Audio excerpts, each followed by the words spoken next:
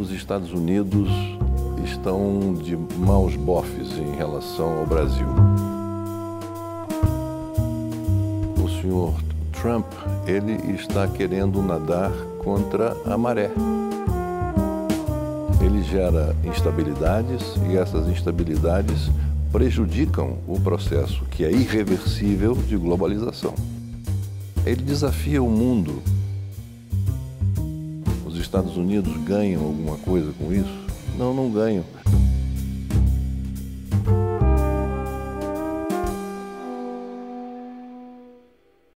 Senador, o senhor foi presidente da Comissão de Relações Exteriores em dois momentos distintos. Agora no governo Temer e antes do governo Dilma. O senhor nota diferenças no cenário internacional e na política externa brasileira? A diferença no cenário internacional, sem dúvida, uma diferença brutal.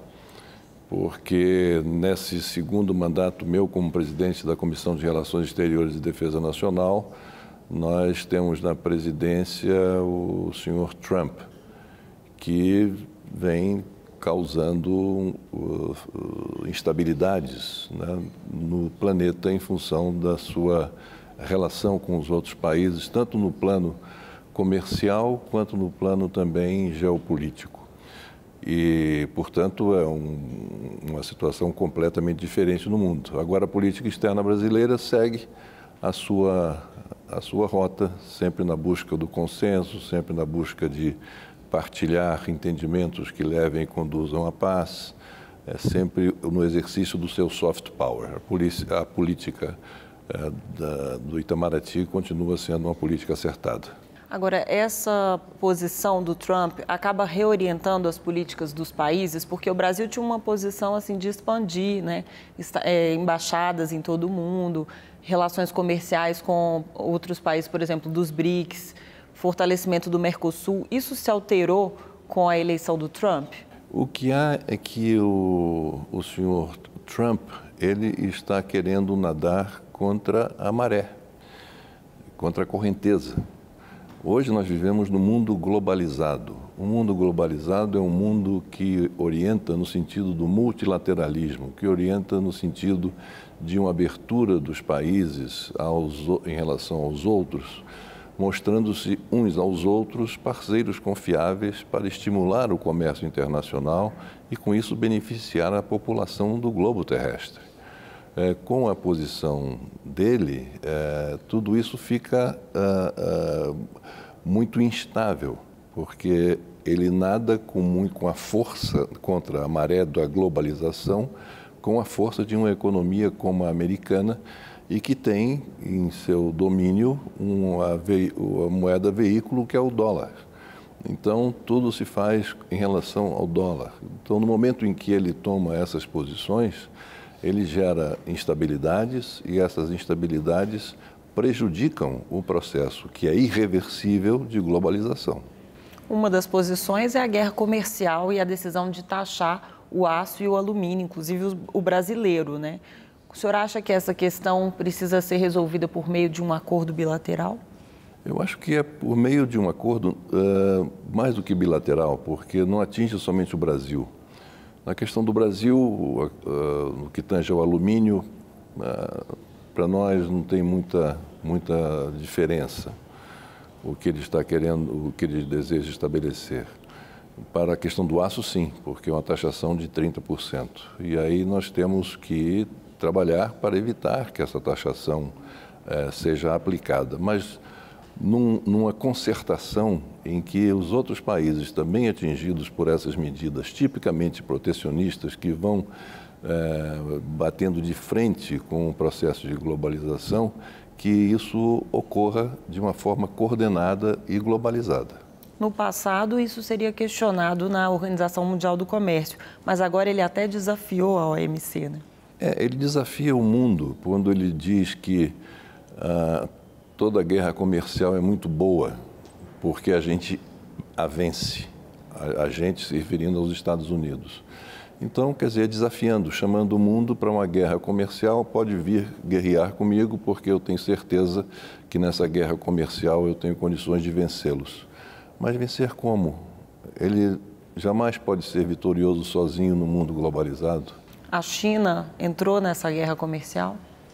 Sim, a China também prejudicada por essas medidas tomadas pelo governo americano, e ela também, como represália, começou a taxar, e taxou 160 por aí, um número aproximado, produtos americanos. Enfim, e a pergunta é, isso leva a quê? Quem ganha com isso? Os Estados Unidos ganham alguma coisa com isso? Não, não ganham.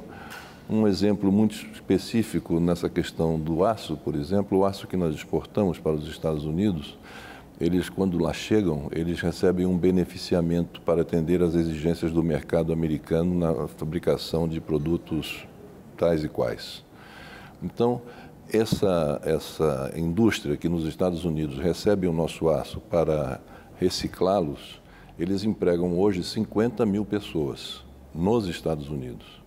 Então, quando ele taxa o aço brasileiro e diminui, portanto, a entrada desse aço nos Estados Unidos, ele coloca em risco o emprego de 50 mil americanos que ele jura, desde que tomou posse, defender e, pelo jeito, não está protegendo como deveria. Onde é que nós vamos parar com uma decisão dessa forma do presidente Trump?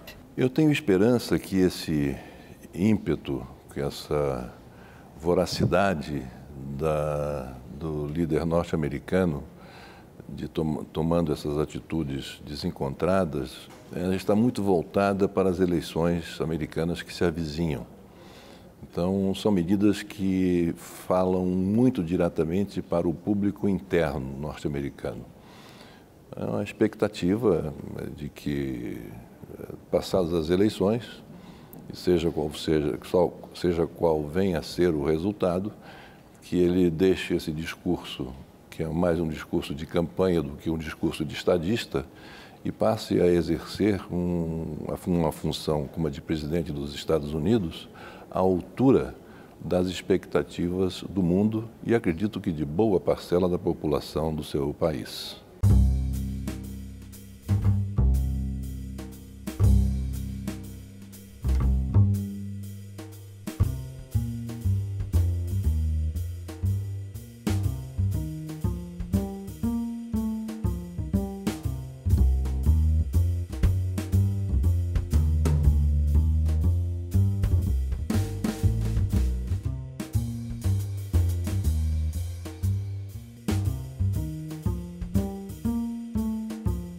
O vai e vem nas relações com a Coreia do Norte também foca o público americano, o público interno?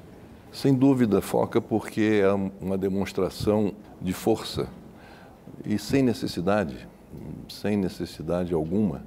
A Coreia do Norte vem dando agora demonstrações desde as Olimpíadas de Inverno numa cidade próxima a Seul, na Coreia do Sul, quando, por iniciativa do líder Kim Jong-un, da Coreia do Norte, as duas Coreias desfilaram naquela abertura das Olimpíadas, assistida a essa abertura por mais de 2 bilhões de pessoas ao redor do mundo, foi uma demonstração de conciliação, de soft power. Inclusive, times de hóquei feminino foram mesclados, o time foi mesclado com norte-coreanas e sul-coreanas. Depois, a iniciativa que também teve o líder da Coreia do Norte de abrir conversações com a sua contraparte, ou seu contraparte na Coreia do Sul.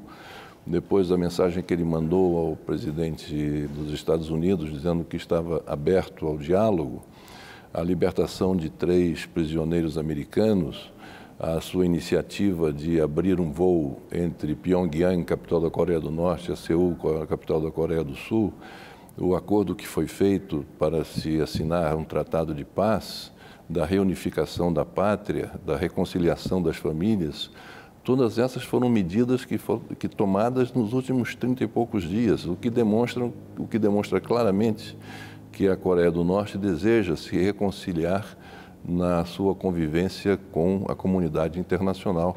E isso nós temos que dar incentivo e acharmos que eles estão numa direção correta. O senhor usou a expressão soft power, que é uma expressão que o senhor gosta muito para dizer que a política brasileira deveria adotar o soft power para se projetar no mundo. O que o senhor quer dizer com isso? Não quero dizer que a política externa brasileira ela é baseada tradicionalmente no soft power. A política brasileira ela é norteada sempre no sentido de buscar consensos, de buscar entendimentos entre as partes que estão em litígio, de ser uma diplomacia que intermedie conflitos na busca da paz. Essa sempre foi e por isso é a tradição da política brasileira, que ela vem exercendo com muita eficiência. Agora, a política externa brasileira. Soft power não tem também a ver com influência cultural, aproximação cultural? Tem a ver com tudo. Por exemplo, quando a gente vê um jogo do Brasil, como houve alguns anos atrás no Haiti, da seleção brasileira jogando contra a seleção do Haiti, não é?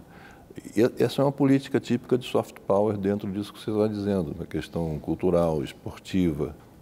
Tudo aquilo, soft power, é o poder sendo exercido sem ameaças, sem cara feia, sem xingamentos e sem buscar conflitos. A China tem uma estratégia comercial bastante agressiva, mas orienta a política externa também com base no soft power, pelo menos é o que eles dizem. O senhor concorda com isso? Bom, a política externa da China é uma política muito pragmática. A política externa chinesa ela vem sendo baseada numa expansão da sua influência em mercados do mundo inteiro. Dos 54 países que compõem o continente africano, a China está presente em 48, com obras de infraestrutura sendo realizadas, com recursos do próprio governo chinês e com trabalhadores e funcionários chineses, né? Se você for também ao Oriente Médio, você vai encontrar a presença chinesa. Então, essa é um exercício de soft power na medida em que ela chega para ajudar esses países. Mas isso significa também que ela está fazendo da sua política externa um fator de uma presença crescente na geopolítica mundial. Com que finalidade, só o futuro dirá.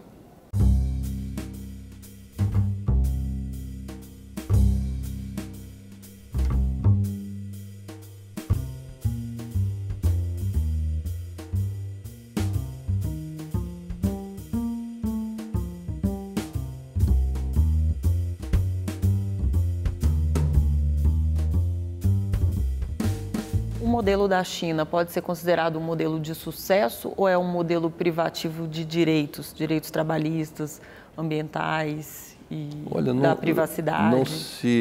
Não se pode comparar com nenhum outro país, porque hoje o que nós temos na China é um país dito comunista, não é? Com um único partido, o Partido Comunista, com uma direção total da economia nas mãos de um partido, mas que, ao mesmo tempo, não é, tem enclaves dentro do seu território onde se pratica o capitalismo mais exacerbado. Você chega em Xangai hoje, compara, por exemplo, com Las Vegas, que é uma meca assim, do que há de luxuoso, do que há de férico, não é? Xangai, Guangdong, do mesmo jeito, vários enclaves, Hong Kong, do mesmo jeito, não é? Então, a China é a China. Não daria para nós classificarmos a China como um regime somente de economia centralizada e que é dominada cuja economia é dominada pelos ditames de um único partido. É um misto de várias iniciativas que vem dando certo se nós observarmos o que é dar certo, é ver pelos resultados econômicos que ela apresenta. O Brasil já esteve mais próximo da China no momento em que os BRICS estavam em alta. Vai ter uma reunião em julho dos BRICS, mas como é que o senhor avalia o futuro desse bloco? Eu avalio o futuro muito auspicioso. Eu acho que estamos passando por uma fase, vamos dizer, de maré baixa, não é? Devido à conjuntura internacional, Mas os BRICS foram criados com muitos objetivos muito bem delineados, que estão sofrendo, por enquanto, um retardamento em função, como disse, de uma conjuntura que é adversa aos propósitos que irmanaram esses países na formação do bloco. E essa mesma baixa está sofrendo o Mercosul? O Mercosul, é interessante que o Mercosul ele vem superando isso. 2016, 2017 foram 2 anos muito positivos para o Mercosul. Muitos avanços foram alcançados, a facilitação de investimentos, tratamos muito da questão da democracia, dos direitos humanos, da economia e do comércio. Foram 2 grandes anos, de 2016 e 2017. Contrariamente ao que se esperava, né? Comparando agora, você lembrou bem, comparando os 2 blocos, o BRICS está numa maré baixa e o Mercosul está numa maré montante. Não houve uma orientação dos países do Mercosul em direção aos Estados Unidos, causando assim um enfraquecimento do bloco nesses últimos anos? O que há em relação a isso é que os Estados Unidos estão de maus bofes em relação ao Brasil. Não sei por que razão, mas a grande realidade é que os Estados Unidos não colocaram o Brasil no radar das suas avaliações, preocupações, muito menos bem-querências.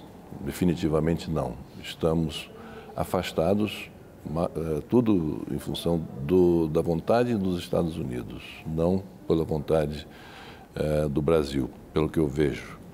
Mas o que nós temos que ver é que também nestes 2 anos nós avançamos bastante, por exemplo, no acordo com a União Europeia.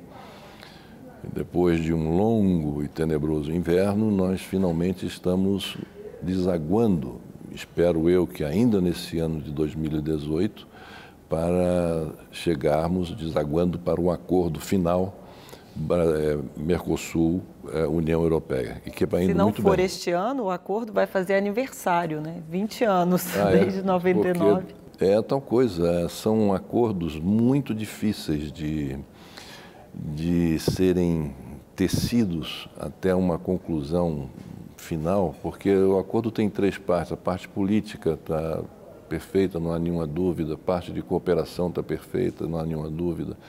Quando entra na parte da agricultura, por exemplo, né, as coisas começam a dificultar, porque nós sabemos que a União Europeia, ela, embora esteja fazendo parte de um mundo globalizado, mas ela tem um mercado bem protegido, bastante protegido. E tem suas razões para isso.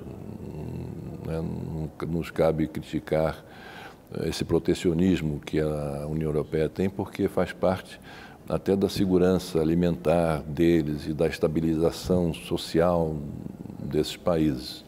Mas alguma abertura a União Europeia tem que fazer, como também o Brasil tem que fazer algumas aberturas para que nós cheguemos a um denominador comum e possamos finalmente assinar esse acordo comercial que será amplamente benéfico, tanto para uma parte como para a outra. Mas esse denominador comum é possível num mundo que hoje está mais erguendo barreiras do que construindo pontes? Bom, mais erguendo barreiras, eu diria, os Estados Unidos da América, né? Barreiras comerciais e barreiras físicas, como o muro que vem sendo construído na fronteira com um país, com o México, que faz parte do NAFTA, que é um acordo de livre comércio que envolve o Canadá, os Estados Unidos e o próprio México. Então, se num bloco comercial, de integração comercial formado por 3 países, um desses países resolve construir um muro físico para separar, defender as suas fronteiras de eventuais imigrantes, então nós entramos no campo das contradições, que foi motivo do começo da entrevista, patrocinado por um presidente que não me parece talhado para exercer a função com a responsabilidade, com o descortínio, com a sabedoria que se exige de um chefe de Estado norte-americano, como de qualquer um outro chefe de Estado. A crise na Venezuela teve um impacto negativo no Mercosul e até na negociação desse acordo com a União Europeia? Não, nenhum impacto. E não teve nenhum tipo de influência nas negociações entre a União Europeia e o próprio Mercosul. E quais são os desafios que o próximo presidente vai ter em termos de relações exteriores, na política externa brasileira, assim? Que rumos essa política deve tomar no ano que vem? Eu acho que é muito importante que o Brasil retome os seus entendimentos, não é, com os Estados Unidos da América. Embora não seja hoje o nosso principal parceiro comercial, o nosso principal parceiro comercial é a China, mas os Estados Unidos hoje são o terceiro parceiro comercial, depois vem a União Europeia, em terceiro os Estados Unidos. Mas, enfim, é um grande país. Digo isso não só em relação aos Estados Unidos, como em relação a qualquer parceiro do Brasil. Falo agora dos Estados Unidos especificamente, porque houve uma deterioração nas nossas relações nos últimos anos, em função da política implementada, a política externa implementada pelo atual presidente norte-americano. Tem uma questão que hoje é considerada nacional, que é a questão do trabalho, do desemprego, mas que na Europa já estão discutindo em âmbito global por causa do avanço da inteligência artificial. Essa questão também vai ser um desafio para o próximo presidente, pensar como formar os brasileiros mais preparados para esse mercado? Esse é um desafio para a humanidade, porque o processo de globalização, que é um processo irreversível, ele vem causando o que eu chamo os órfãos da globalização, que são exatamente aquelas pessoas que não estão conseguindo acompanhar a evolução e a inovação tecnológica. Então essas pessoas, elas ficam desassistidas. E estando desassistidas, isso gera ressentimentos, gera frustrações que desembocam em áreas de radicalismo, o que é extremamente perigoso. Então, esse é um desafio para a humanidade, porque ou nós conseguimos, com a educação, com o investimento maciço em educação, prepararmos uma geração para aquilo que ela virá pela frente, ou então nós estaremos fadados ao fracasso. Até porque já ficou demonstrado que 70% das profissões hoje existentes no mundo deixarão de existir daqui a uma geração.